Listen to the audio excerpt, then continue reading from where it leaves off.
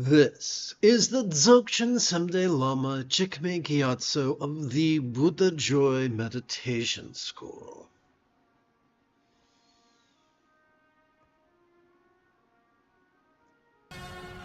It is Luke Skywalker Friday evening. Come, let us meditate like a Jedi.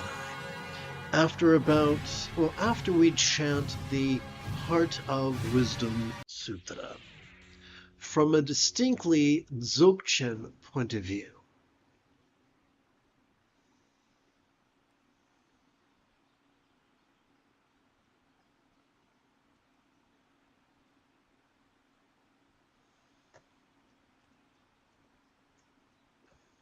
So before we get into this, allow me to explain the iconography of Samantabhadram, Samantabhadri, Mahamudra.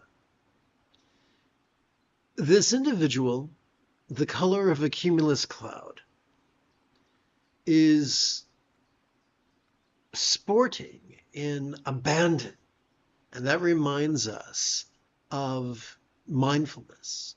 That is just spontaneously noticing sights, sounds, sensations, flavors, scents, and the like, including the full spectrum of human emotions, intentions, thoughts, memories, and imaginings.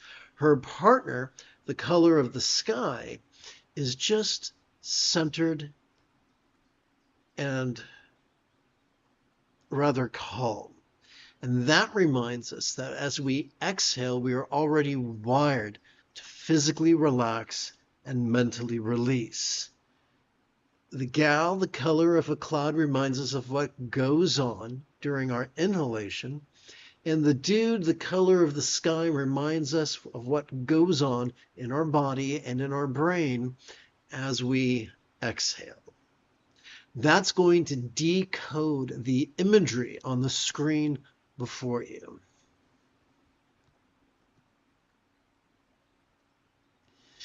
Together. The Numalava Bodhisattva, the archetype of love and peace, while practicing the deeply vulnerable, passive, visceral, random, and fleeting Ati-yoga of Prajnaparamita, perfection of wisdom. That is simply noticing in harmony with our inhalations and relaxing in harmony with our exhalations. Looked upon the five skandhas or aggregates, sensing they were empty of self. Said Shariputra, form is emptiness, emptiness is form. So here, let us demystify emptiness of self. If we look at it literally, it's not gonna make any sense at all. We have to look at it figuratively. Whoops. There's a sneeze that wants to come out. So here's how it works. As we relax into our exhalation, whatever we noticed during our previous inhalation, whatever body we might have noticed during our previous inhalation, could fleetingly feel a trifle less stressful, a trifle less permanent, a trifle less defining, a trifle less graspable, at least for a moment, until we breathe in again and the cycle begins afresh. That's all that means. What does emptiness mean? Emptiness is another metaphor. And think of it this way. As we relax into our exhalation, whatever body we might have noticed during our previous inhalation could feel as non-graspable as a vast, empty void. When I was in 4th grade at Platte Ranch Elementary School, I had the very good fortune to be taught that a simile is only as useful as it is relatable. I was gung-ho on The $6 Million Man and Star Trek, and all my sci-fi references are falling on deaf ears.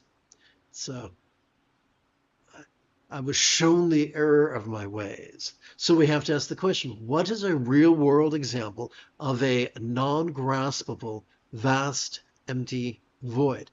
And the answer is the sky. Consider the illusion of the infinite azure sky on a bright and beautiful cloudless morn, which although could look tantalizing to the eye, feels non-graspable to the hand. That's it. It's something you can... So for instance, if we were to lie on our backs on the grass on top of a yoga blanket and gaze at the sky and reach for it, when we pull back our hands, we're not pulling back anything blue. Literally, the sky is appearing, yet non-graspable. And that is a wonderful example of a vast, empty void.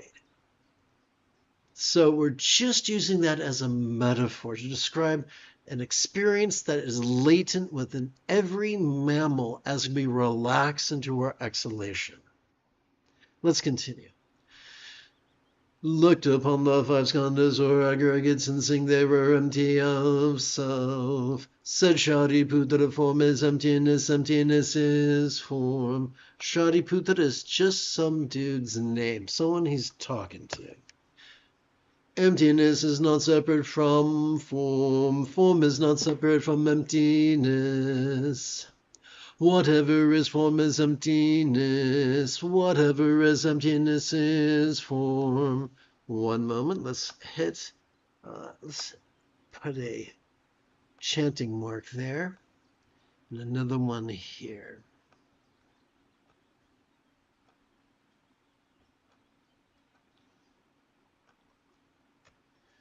The same holds for feeling, appraisal, impulse, and awareness. There's nothing mystical about the five aggregates. It's just one of many ways of organizing human experience. So, form would be our body. Feeling is our experience of pleasure and pain. Appraisal is intensity. Something is very pleasurable or not so pleasurable, or just a little bit pleasurable. Something is very painful or just a little bit painful. Impulse is our survival instinct or survival response, our dopamine system, knee-jerk response. We could think of our impulse as being like the 6 F's that says, hey, do I fuck that? Do I feed on that? Do I fight that? Do I flee from that? Do I faint before that? Do I fawn over it? A lot of people have a fawn response to fascists. In the movie The Mummy that came out in the 90s, there was this line, better to be on the right hand of Satan than in his path. Well, the guy who said that, the character who said that in the movie, came to a horrible end. So, no, it's not better to be by the side of a fascist and to fawn over them.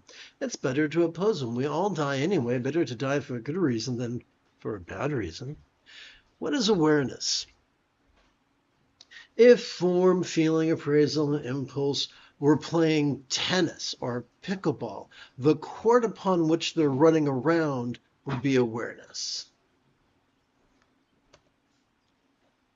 Let's continue chanting. Here Shariputra, all phenomena.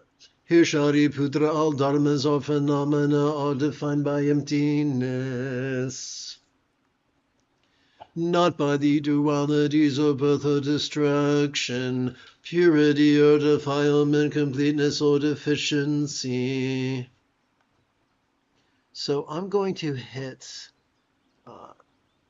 the accent here to make it easier to chant.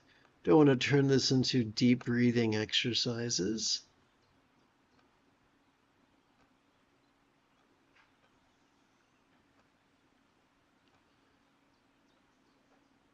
Add to dictionary. Okay.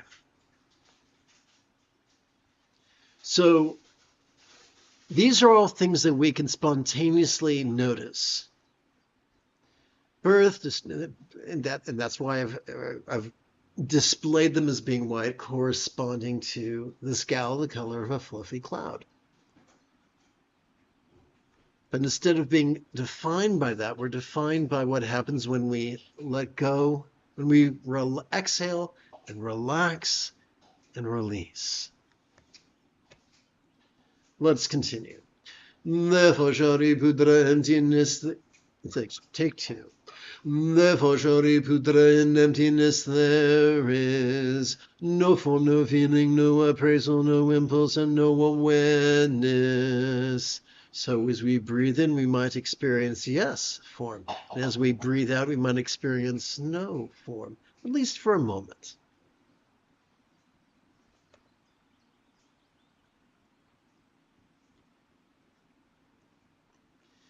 And now we are going to explore the three circles of emptiness. Our experience divided into the organs of perception, the object of perception, and the awareness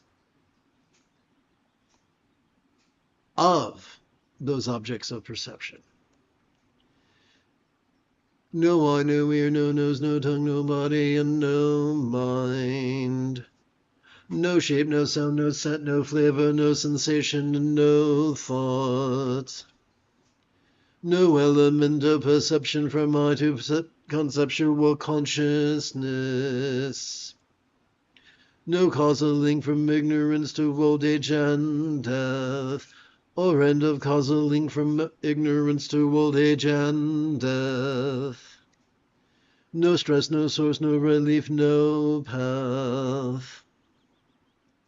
No knowledge, no attainment, and no non-attainment.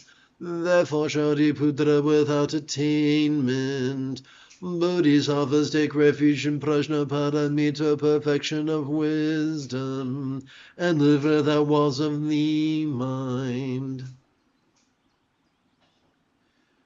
There are two ways we can go through life. We can be rigid or we can be flexible. The author of this text is encouraging us to transcend our rigidity. Without walls of the mind, and thus without the tyranny of fears. As we breathe in, we might notice fears, but as we breathe out, we release those. We relax and release those fears. Let's continue. We see through the tyranny of delusion and attain the mastery of awareness and letting go, that is nirvana. All Buddhas, so before we were looking at Bodhisattvas, now we're looking at Buddhas. All Buddhas, past, present, and future, will also take refuge in Prajnaparamita, perfection of wisdom, and realize the unexcelled perfect mastery of love and letting go, that is enlightenment. The Buddha taught in Proto-Buddhism, we have a very concise eightfold path of enlightenment. The more we practice the seventh and eighth folds of noticing and relaxing vulnerably and passively in harmony with our breathing, the more we cannot help but master the remaining six folds of the path, four of which pertain to loving kindness, loving intention, loving communication, loving conduct, and loving commerce.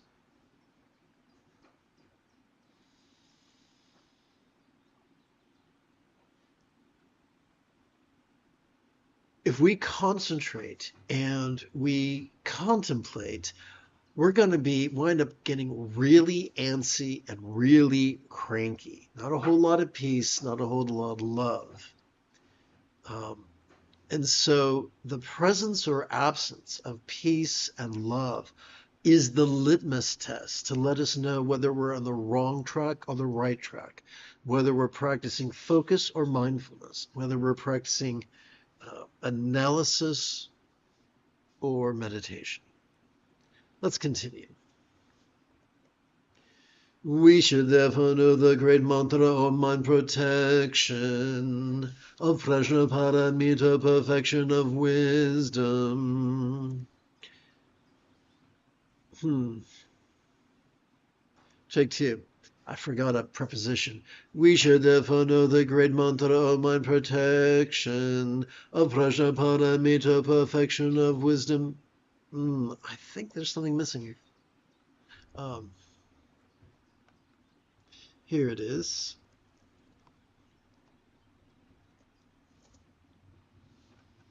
This is what we call an amplification of the text. We should therefore know that the great mantra of mind protection, of prajnaparamita, perfection of wisdom, is the great knowledge mantra, the unexcept mantra. Oh, I see what's going on here. We're going to get rid of both these prepositions. It'll make much more sense.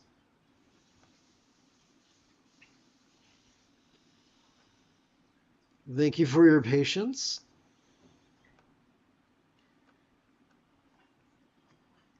We should therefore know the great mantra of mind protection, of prajnaparamita, perfection of wisdom, the great knowledge mantra, the unexcelled mantra, the mantra equal to the unequaled. That is none other than noticing in harmony with our inhalation and relaxing in harmony with our exhalation, which heals all suffering and is true, not false. The mantra prajnaparamita. Let's see here. The mantra prajnaparamita.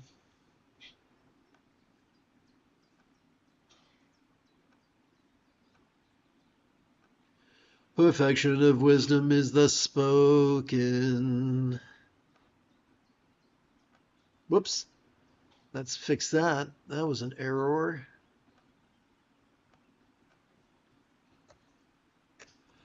Gate para sam gate bodhi swaha. Gone perfectly and completely gone to liberation. May it be so. May all beings master releasing perfectly and completely releasing into freedom. And that is exactly what we're going to do right now. You see, in the penultimate passage of the Satipatthana Sutta, the Buddha explained that one could master his eightfold path of enlightenment in as little as 7 days, which I think is pretty damn cool. So right now, together as a team, let us sit and breathe and notice and relax.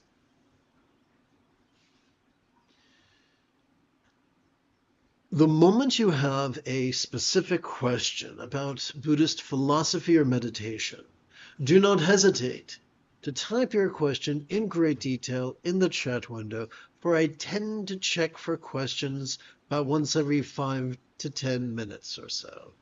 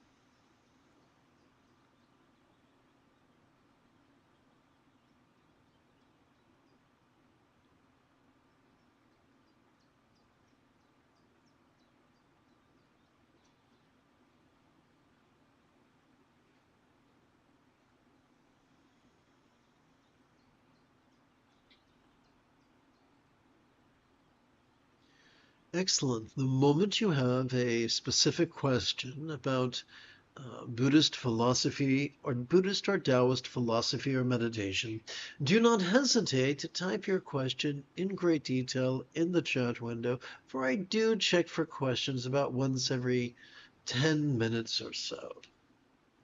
So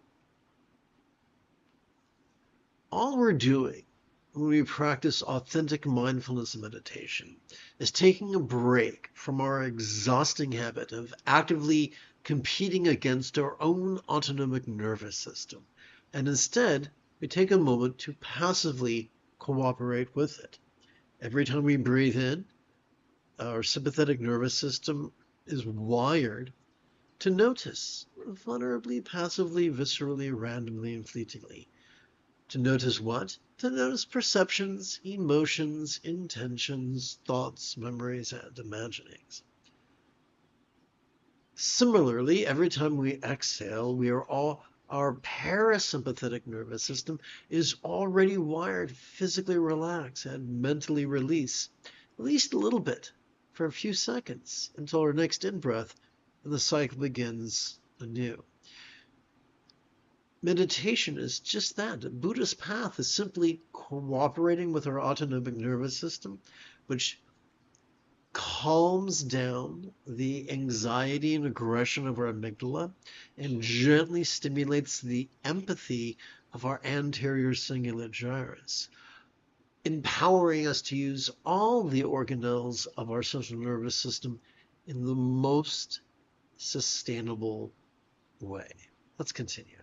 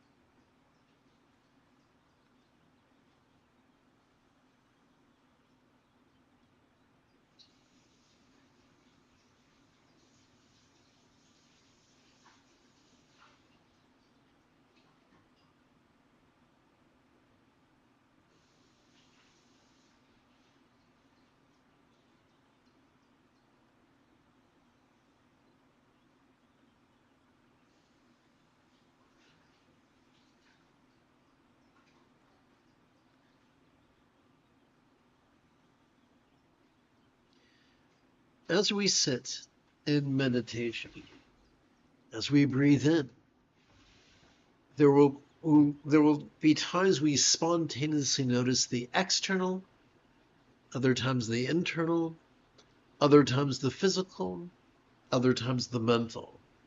Sometimes the pleasurable, sometimes the painful, sometimes the interesting, sometimes the boring, sometimes the glorious, sometimes the grotesque. Our job is not to repress certain things or chase after other things or try to solve or fix these things. Our job is simple. Notice as we breathe in, relax as we breathe out. That is the key to unleashing the limitless potential of the 3-pound supercomputer between our ears.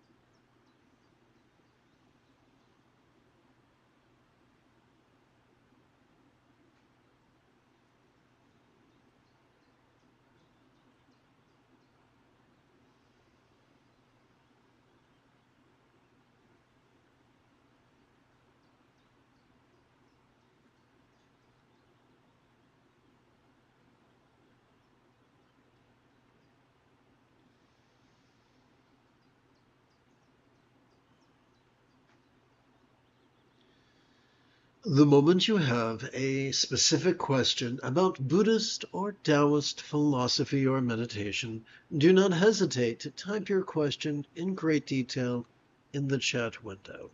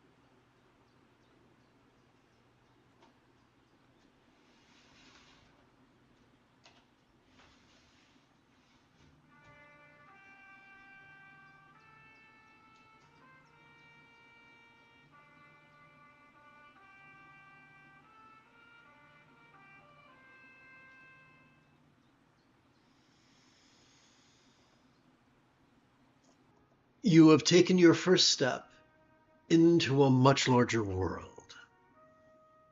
If you feel that I have earned it, you could give this live stream a thumbs up. You could even help support this channel. For Meditate Like a Jedi is made possible thanks to the generosity of viewers just like you. In approximately 11 hours, I would very much like to return to lead tomorrow's dawn recitation, explanation, and practice of meditating like a Jedi. And if you are as geeky as me, may the Force be with you always.